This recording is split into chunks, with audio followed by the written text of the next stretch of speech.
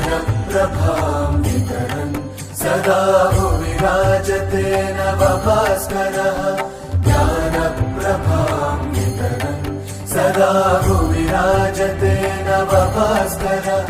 भारतीय ज्ञान परंपरा के ऊपर ये जो सम्मेलन हो रहा है, ये भारतीय ज्ञान विज्ञान को एक नया दिशा देने में सहायक होगा। भेषज विज्ञान और आधुनिक चिकित्सा की मूल्य स्वरूप अथर्व वेद तथा धन्वंतरी को माना जाता है।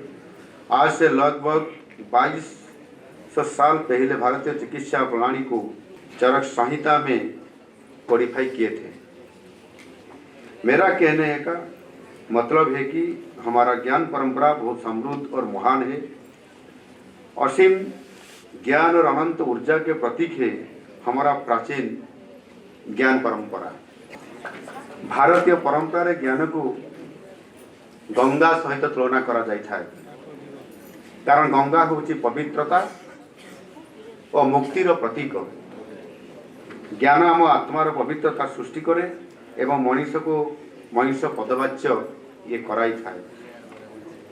आमर मस्तिष्क विश्व ब्रह्मांडर दृश्य अदृश्य प्रत्येक कणिकार जिते ज्ञान संग्रह करिपारिबो सेतिकी ज्ञान संग्रह करिबा आम समस्तंकर ये हूँ आमर दायित्व। यह हूँ भारतीय ज्ञान परंपरार एक मौलिक निदर्शन। सौभाग्यर कथा जिते बड़े आज आमर ऐतिह्य परंपरा को पाथई करी आमे जिते बड़े वर्तमान अवस्था अच्छा भविष्य को भी चिंता करुँच। आज से लॉर्ड मैकलेंकर से शिक्षा प्रणाली को आज किभली भाव में आज सरकार परिवर्तन हैला परे आम यशस्वी प्रधानमंत्री ये नेतृत्व नेला परे आज तार पुनरुद्धार शिक्षा क्षेत्र में हेबार आरंभ हो। भारतीय ज्ञान परंपरार पुनः आविष्कार पर मोदी जी आम यशस्वी प्रधानमंत्री जो उद्यम आरंभ करुछंती ये 5 वर्ष पूर्व लागू हो सारी। एबे ओडिशा रे आम सरकार आसिला परे आपण मानकर सरकार आसिला परे ये लागू करा जाइछि।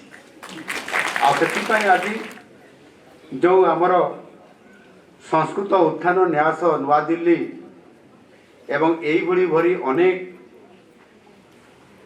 सनातनी आम संस्कृति सभ्यता आधारित जो न्यास बा प्रतिष्ठान अच्छी समानंकर निरंतर उद्यम कारण आज गोटे व्यापक परिवर्तन होगा जाऊँगी।